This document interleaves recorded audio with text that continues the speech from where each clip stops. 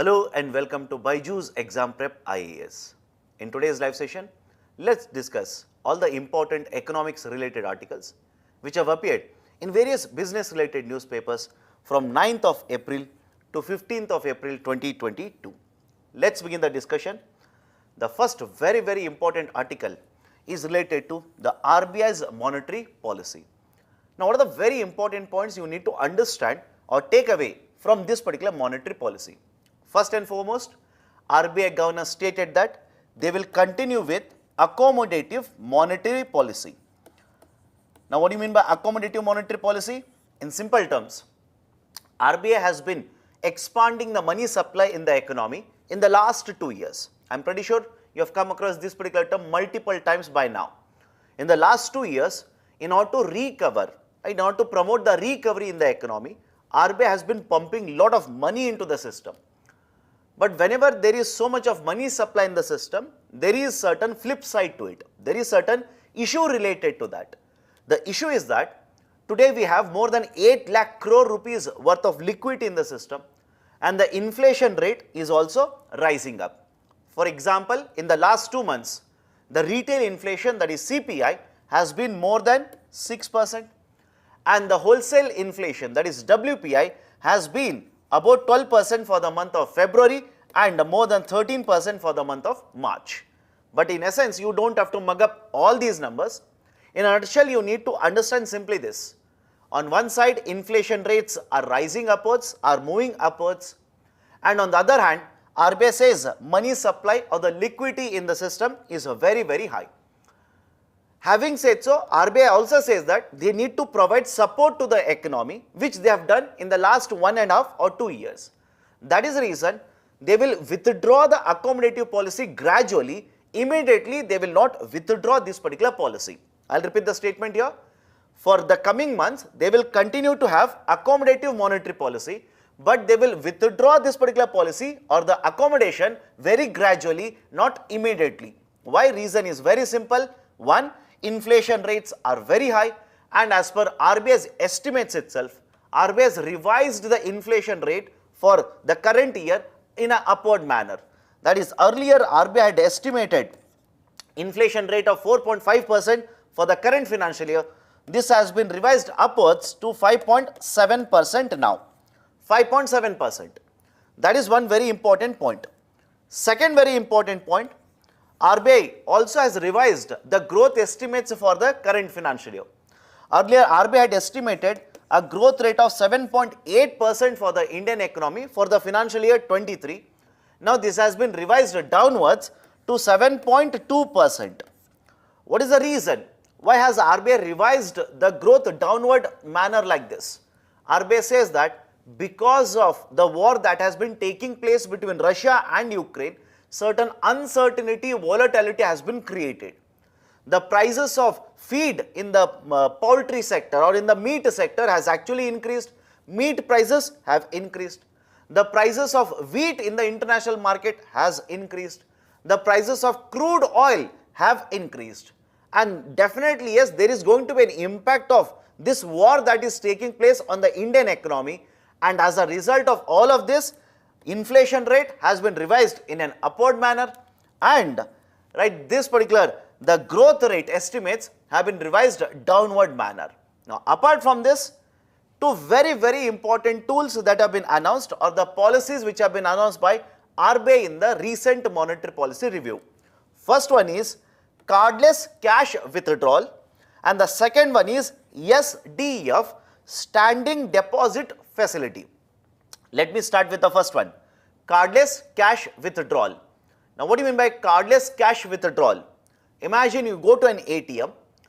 By default, when you go to an ATM, you will start opening the purse or taking out the purse, open it and take out the card. Now, some of you might simply say, sir, I don't carry a purse. In that case, what will happen? You might carry the card, ATM card or a debit card.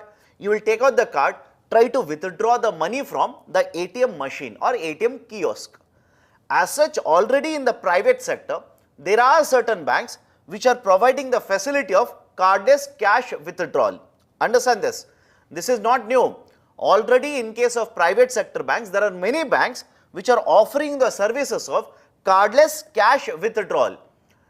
And even the fund transfers from one bank account to another bank account are allowed already without using a card. But please remember this, generally when these kind of services are provided by the banks, they will charge you certain amount. They will impose certain amount of charges on you. So what RBI wants to do is, one, they want to promote the concept of cardless cash withdrawal, promote the idea of interoperability of cardless cash withdrawal, right, across all the ATMs. Second, generally when you are using a debit card, that's a physical card like this, there are always security concerns related to this. For example, you must have heard of the process of skimming the card, process of cloning the card, wherein they will simply get the copy of your card, use the card without your knowledge. So there are always security concerns associated with the idea of carrying a physical card. So RBI wants to promote the concept of cardless cash withdrawal, right, promote the idea of interoperability, and second, wants to address the security concerns related to this, and third, RBI wants to reduce the burden of carrying the physical cards for the customers. And for addressing all of this, RBI now has announced the concept of cardless cash withdrawal. Now how this will work? Follow the process very carefully. You will go to an ATM machine or an ATM kiosk, and this kiosk is actually enabled to provide you the services of UPI based cardless cash withdrawals. First, the kiosk must be adjusted in such a way that this kind of a transaction must be allowed. All the banks will do it. Second, you should also have a smartphone. Remember this. You should also have a smartphone. Why? You will require the camera. You will require to download UPI app in the smartphone. So imagine all of these are satisfied. You are carrying a smartphone. UPI is already installed. There is a ATM kiosk which will allow you to conduct a cardless cash withdrawal that is UPI based. So once you enter the ATM, there will be one option asking you to conduct, or if you want to conduct, an UPI based cardless cash withdrawal. Choose that particular option. Enter the amount you want to withdraw. Next step is enter the amount you want to withdraw. Now generally there is a QR code which is generated. Okay, there is a QR code which is generated. Now open the smartphone, open the UPI app. In the UPI app, use the camera and try to scan this particular QR code. Right, scan the QR code, enter the PIN. Now you will be allowed to withdraw the funds or the cash from the ATM. This is the process which has been prescribed by Reserve Bank of India to promote cardless cash withdrawal. I'll repeat it again. Follow the sequence. First, go to the ATM, have a smartphone. This ATM is enabled for providing this service. Choose the option, right? Enter the amount. QR code will be generated. Open the smartphone, open the app, scan this particular QR code, enter the PIN. Now you will be allowed to withdraw the funds from the ATM or cash from the ATM kiosk. This is how cardless cash withdrawal will be conducted using the UPI. Next, very important concept of standing deposit facility. SDF, standing deposit facility. Now what do you mean by standing deposit facility here? Already we have a concept called as repo and reverse repo, which I am pretty sure you would have mugged up at least, let's say 100 times by now. Repo means the rate of interest which RBI charges when it will give loans to banks. Reverse repo is the rate of interest that the banks will charge when they will give loans to Reserve Bank of India. This is a layman definition. This is a very simple definition of repo and a reverse repo. But when you look at the concept of repo and reverse repo very closely, there is this idea of collateral or government securities. There is this concept of collateral or government securities.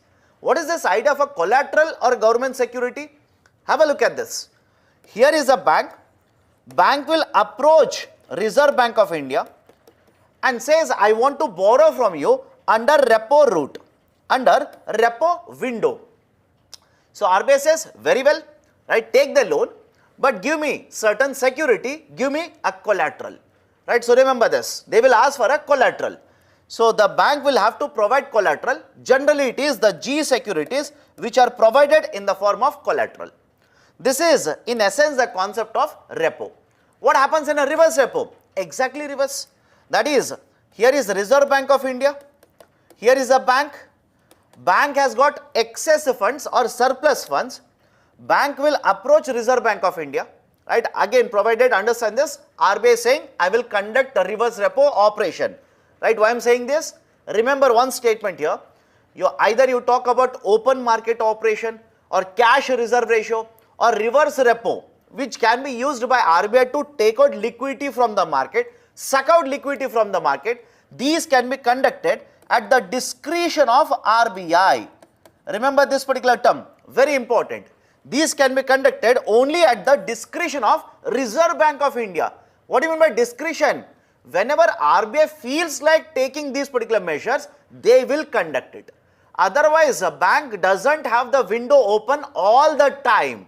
That is very, very important point, why you will understand in a minute. So have a look at this. RBI says, I am going to conduct reverse repo options now or auctions. Bank has surplus money, approaches RBI, keeps this particular surplus funds with RBI, and now RBI will keep collateral or securities with the bank. Right? RBI will keep securities or collateral with the bank. This is how reverse repo will work. And how does RBI use the reverse repo? To withdraw liquidity from the market, to suck out liquidity from the market. Now, if you have seen in the last couple of years, repo has been reduced, reverse repo also has been reduced. Repo right now is at 4% unchanged. Reverse repo was at 3.35%. 3.35%. Right? Remember this. Why? There is one more term, LAF corridor. You will have to understand that. Reverse repo is at 3.35%. And right, repo is the policy rate. Above repo, there is one more tool called as MSF, marginal standing facility. The marginal standing facility is at 4.25%. Now there is one technical term here, LAF corridor. Remember this particular term, LAF corridor, liquidity adjustment facility corridor. And what is this liquidity adjustment facility corridor? It is the difference of the rate of interest. It is the difference in the rate of interest at which RBI will supply liquidity to the market and take out liquidity from the market. I will repeat the statement here. What is an LAF corridor? It is the difference in the rate of interest at which RBI will supply liquidity to the market and take out liquidity from the market. So whenever you are talking about MSF, marginal standing facility, RBI will supply liquidity in the market. Whenever you are talking about reverse repo, RBI takes out liquidity from the market. And in between, not exactly, but in between both of them is the repo. Now understand this, repo was at 4, reverse repo 3.35% and MSF was at 4.25%.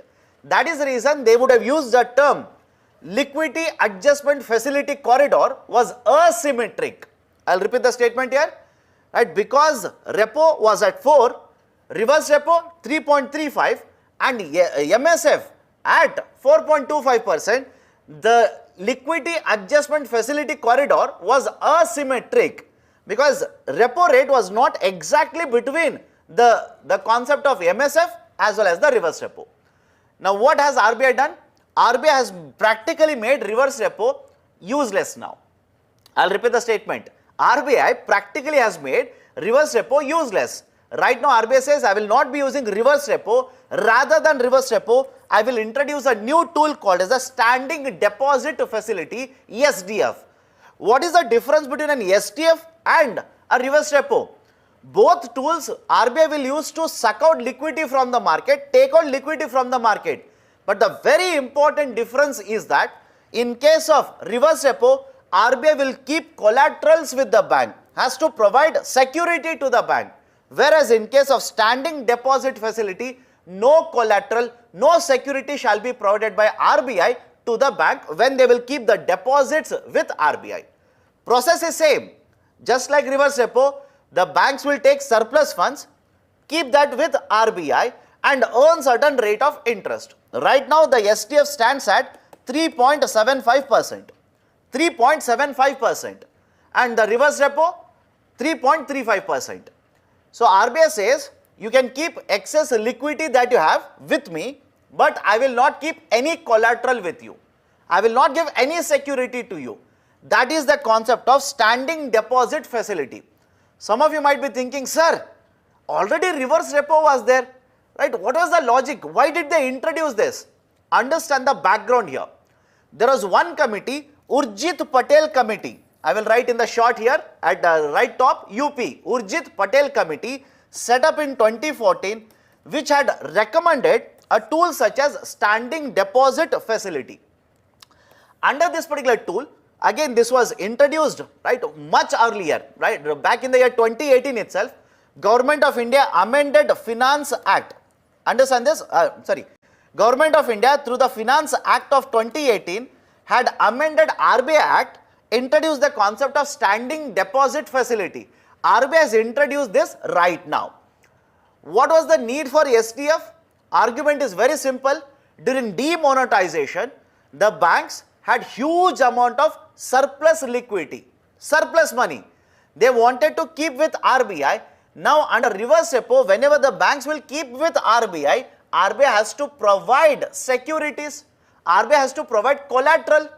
So RBI was facing difficulties to have securities or collateral at that point of a time, because every bank was having surplus funds. They wanted to park those funds with RBI, but under reverse repo, RBI is supposed to provide collateral. So that became a problem. Now RBI says, I don't have to be worried about collateral. I can simply suck out the liquidity from the market without giving any collateral. That is the concept of SDF. Now apart from this, remember this, SDF is not a discretion of RBI. That is one more very important difference. SDF is not at the discretion of Reserve Bank of India. Banks can use SDF on any day in a particular year. Throughout the year, this facility will be available. That is the meaning of standing facilities, right? For example, there is MSF, marginal standing facility. So that is also a standing facility. At any point of time, the banks can borrow from RBI under this particular tool of the MSF and deposit money with RBI under the tool of standing deposit facility. Another very important point, with introduction of SDF at 3.75, MSF at 4.25, now look at it, LAF corridor has become symmetric. I will repeat the statement. With introduction of, right, the SDF at 3.75, MSF at 4.25, repo rate at 4%, the liquidity adjustment facility corridor has become symmetric. So these are certain very important points. Please be very, very careful. Now based on this, I have given a question. Consider the following statements regarding cardless cash withdrawal using UPI. Requires either a smartphone or a feature phone. Statement is wrong. RBI document says you require a smartphone because you need to scan. You need to, let's say, basically install UPI app, right? Use the UPI app. This will allow interoperability in cardless cash withdrawal. Yes. What is the meaning of this? You can use a UPI system to withdraw the cash from any of the ATMs. That is the concept of interoperability. So right statement is, our right option is option B here. One more question. Consider the following statements regarding special drawing facility.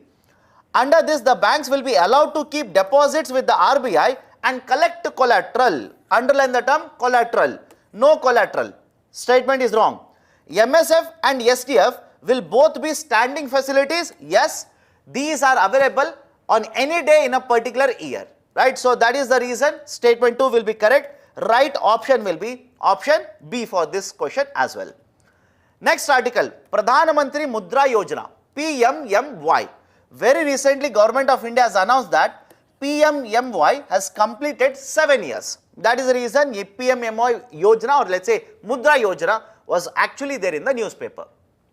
Now under PMMY, what are the important points? First and foremost, PMMY is registered as an NBFC. Remember this.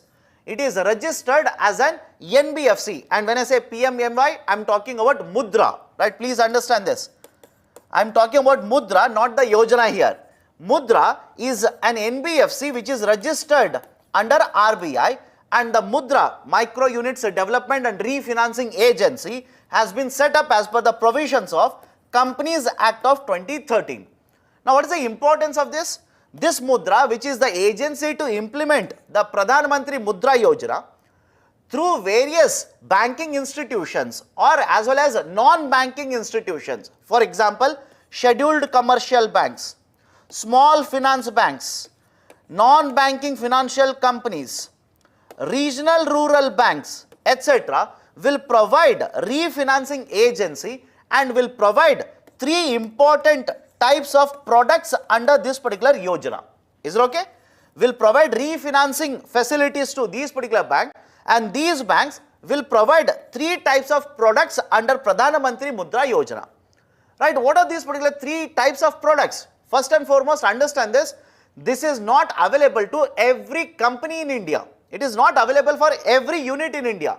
We are focused on the micro enterprises. Is it okay? We are focused on micro and small enterprises which are non-corporate, non-agriculture entities. And to these particular entities, we will provide three types of loan products which are famously referred to as Shishu, Kishore and Tarun. Shishu, Kishore and Tarun. In case of Shishu, Kishore and Tarun, the maximum value of the loan without collecting any collateral will be 10 lakh rupees. Shishu will be up to 50,000 rupees. Kishore will be more than 50 up to 5 lakh, and Tarun will be more than 5 lakh up to 10 lakh rupees. Without collecting any collateral, these kind of loan products are provided to these units.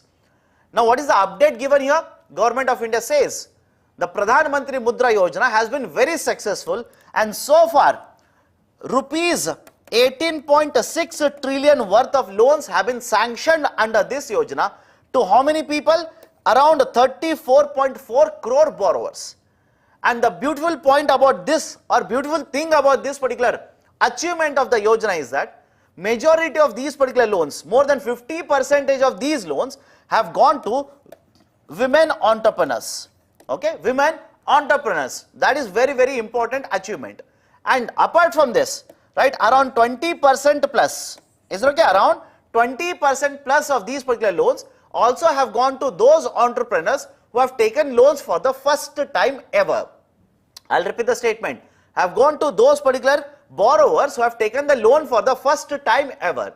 That is the reason the Prime Minister says the Pradhan Mantri Mudra Yojana has been promoting entrepreneurial activity in case of India, especially amongst these particular smaller or micro enterprises. Having said so, there is also a point of concern related to this Yojana. There is a point of concern. What is the point of concern here?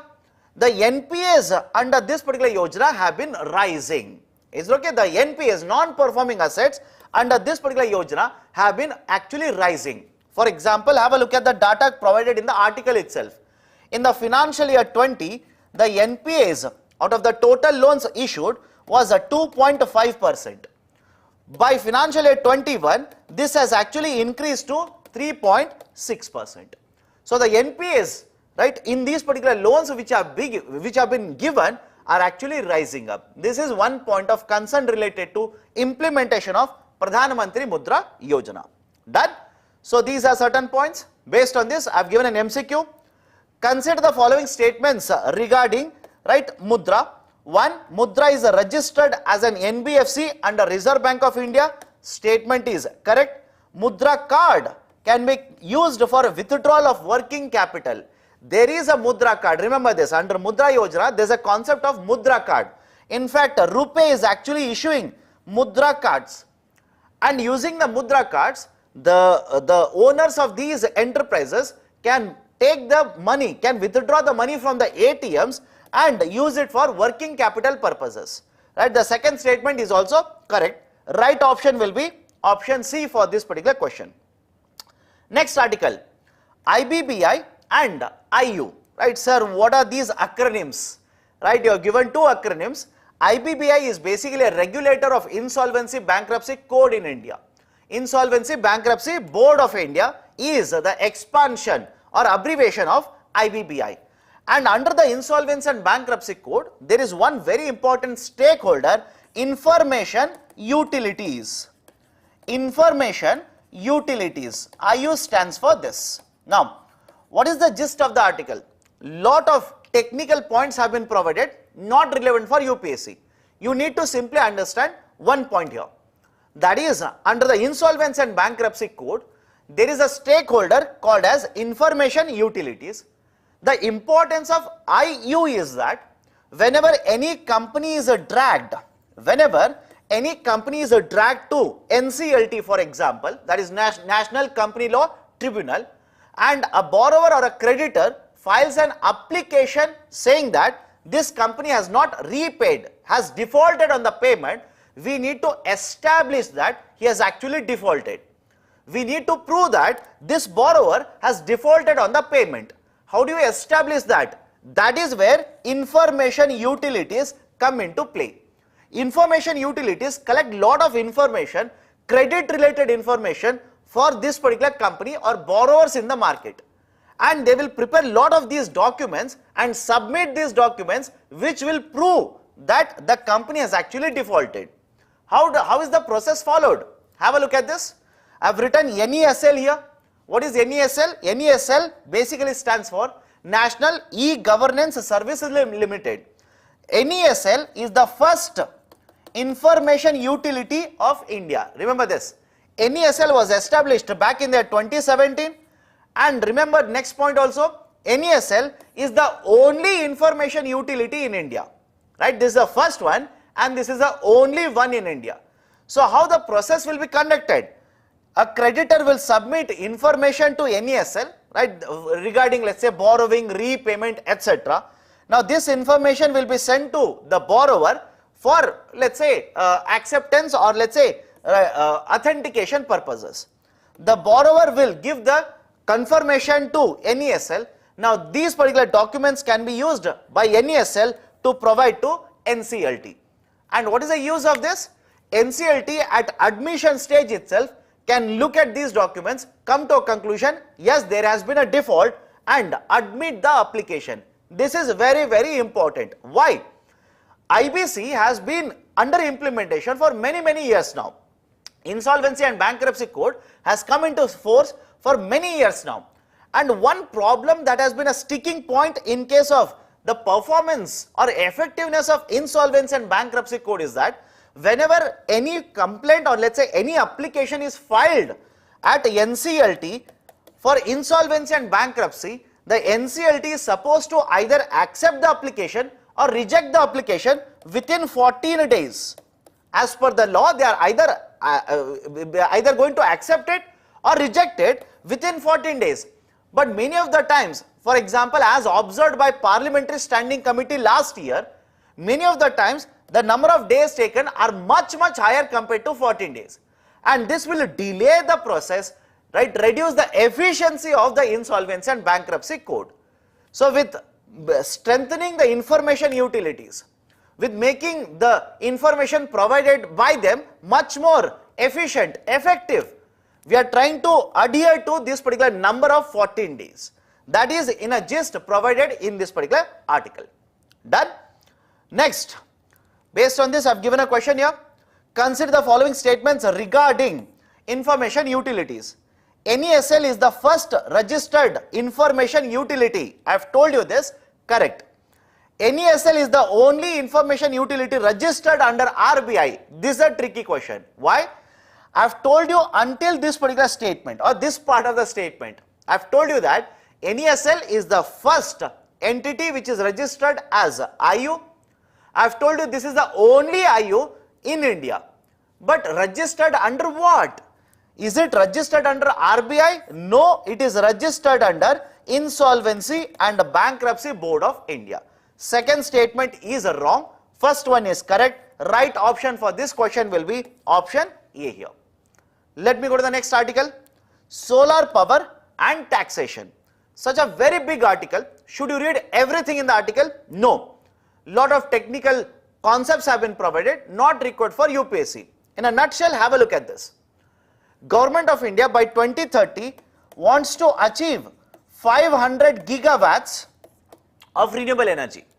And within that also, we have set up a huge amount of target for solar energy. So in next 8 years, we have set up a very ambitious target, first point. Second point, in order to promote solar energy, we need solar panels, that is solar modules and solar cells. Until very recently, whenever these are imported into India, Government of India had implemented safeguard duties on this. Is it okay? Until very recently, safeguard duties were actually implemented by the government.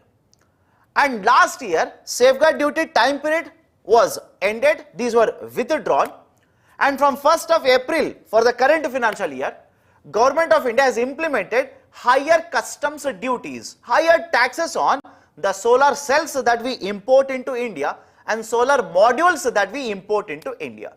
The Government of India has announced 25% customs duty on solar cells, 40% customs duty on solar modules that we are going to import.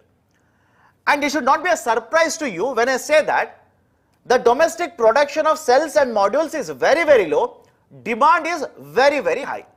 And as a result of this, have a look at the data for financial year 21. Around $3.5 billion worth of these particular solar modules and cells were imported into India. Around $3.5 billion worth of it. And again, it should not be surprising to you to know that around 80% of these imports actually came into India from our best friend, that is China. So when Government of India announces a safeguard, withdraws a safeguard duty, announces a customs duty of 25 to 40% like this, that will basically increase the cost of the imports, affect the target that the Government of India has actually set up to achieve by 2030. That is one point. Second, the solar developers already have gone to Government of India, pleaded to Government of India, please reduce these particular taxes. Do not impose them, please reduce. Government of India's argument is very simple. One, when I impose higher taxes like this, it will promote domestic production. Is it okay? It will promote domestic production because the imports will become costlier. Right? The domestic manufacturers will start manufacturing more. Second argument, because we are importing majority of these particular modules into India, it is the exporter who is controlling the prices. Is it okay? I'll repeat it again. Because we are importing majority of these modules into India, it is the exporter which is controlling the prices. And because the exporter controls the prices, domestic manufacturers do not have any pricing power. So government says, I want to make the products when they are imported costlier in order to promote domestic production. Many experts say that argument of the government is correct, timing is wrong. I'll repeat the statement. Argument of the government is absolutely correct, right? No doubt regarding that. But the timing is wrong. Sir, why do you say the timing is wrong? One, within 8 years, we have set up a very ambitious target. If the imports become costlier and the domestic manufacturing doesn't improve, don't you think then achieving the target would be very, very difficult? First. Second, it is not just Government of India promoting renewable energy. Large number of countries are actually promoting renewable energy. As a result of this, demand for these inputs is actually rising up in the global market. Demand is rising up. But what has happened to supply? Supply is getting disrupted, affected. Reason is, again, point your fingers towards Russia and Ukraine war. Why? Because Russia is one of the major supplier of some of these particular commodities which are used to manufacture the panels. Various countries have imposed sanctions on Russia. Russia is unable to export these to the global market. Supply has come down.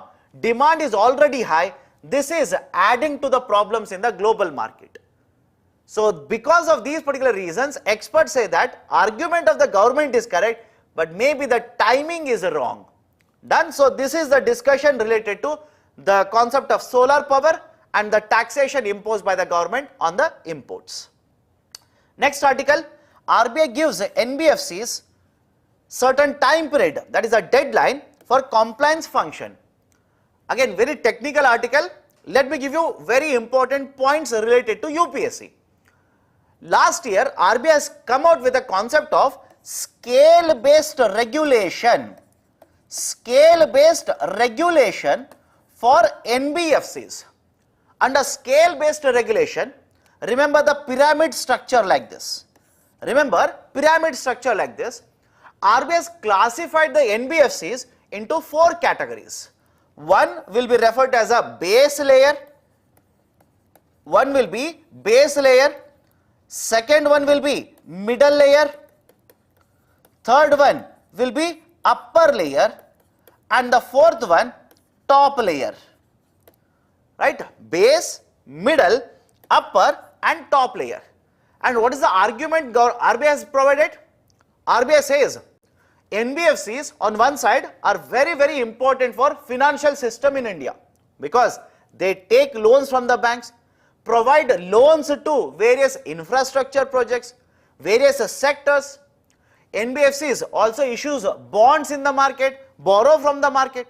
So as a part of financial sector, these are very important. But in the last couple of years, there has been certain issue with the functioning of NBFCs in India.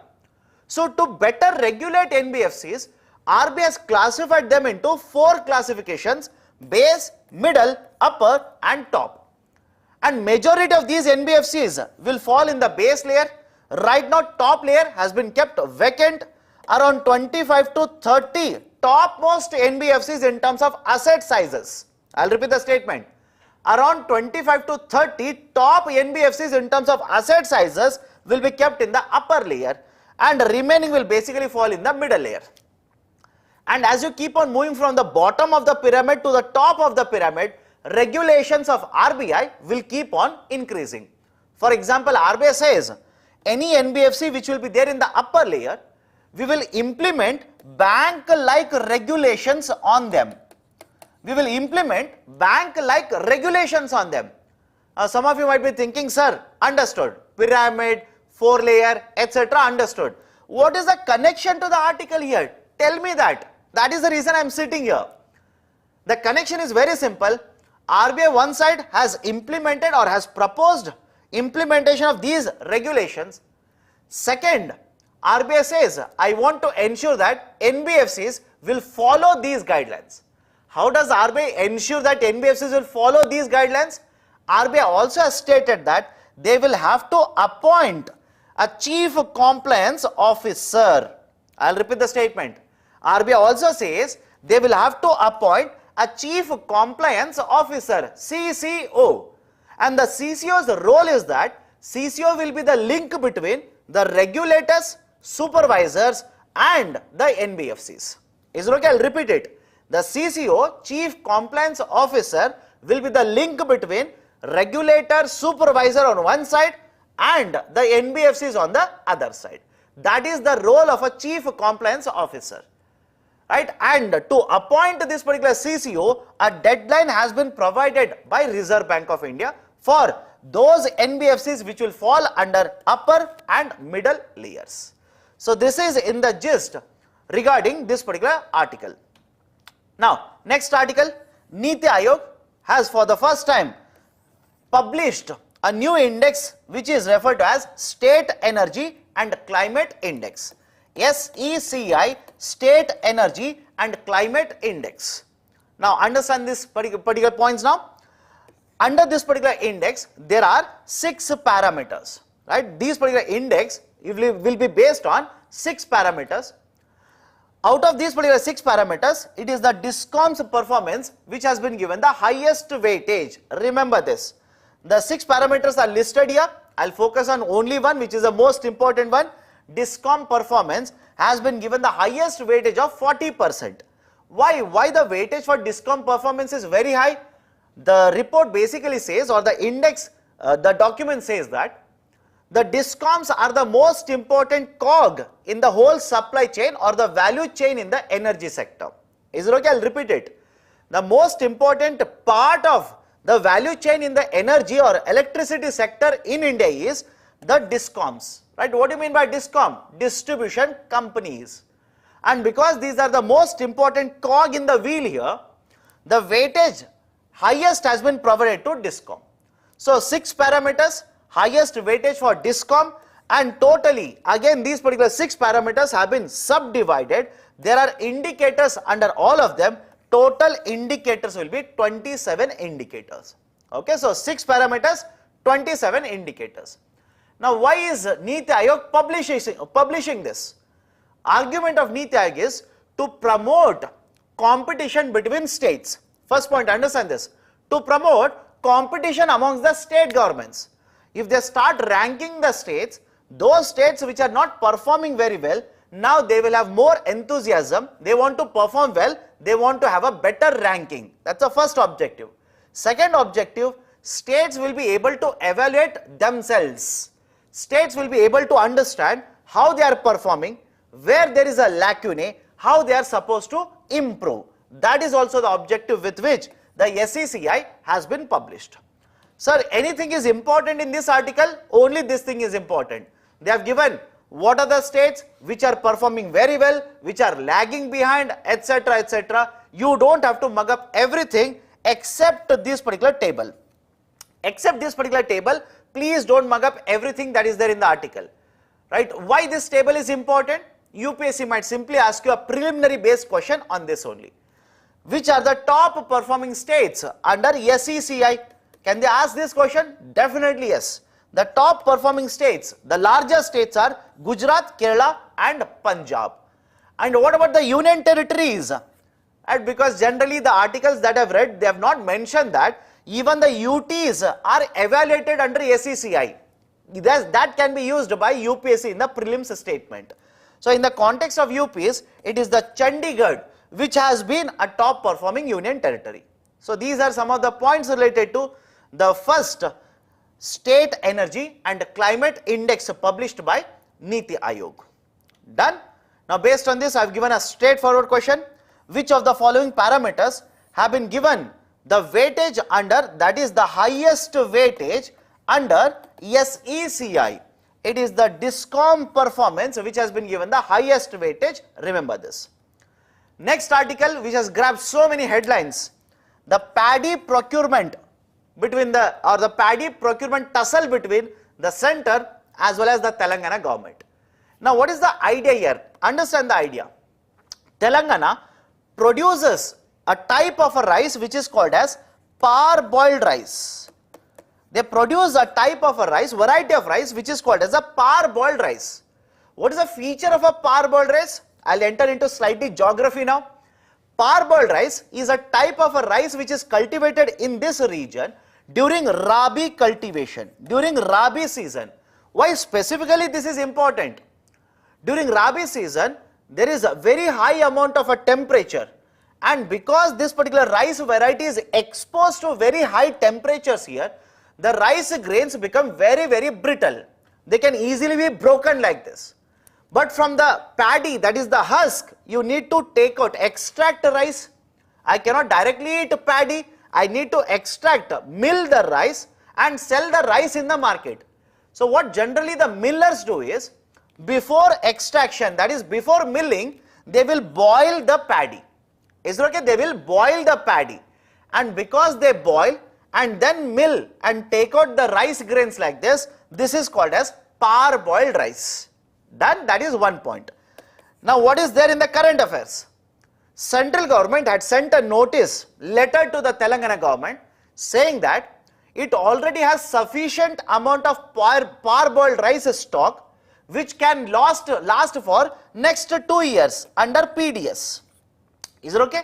They will distribute this under PDS, and the center already has sufficient stocks of parboiled rice which they can use it to distribute for next 2 years.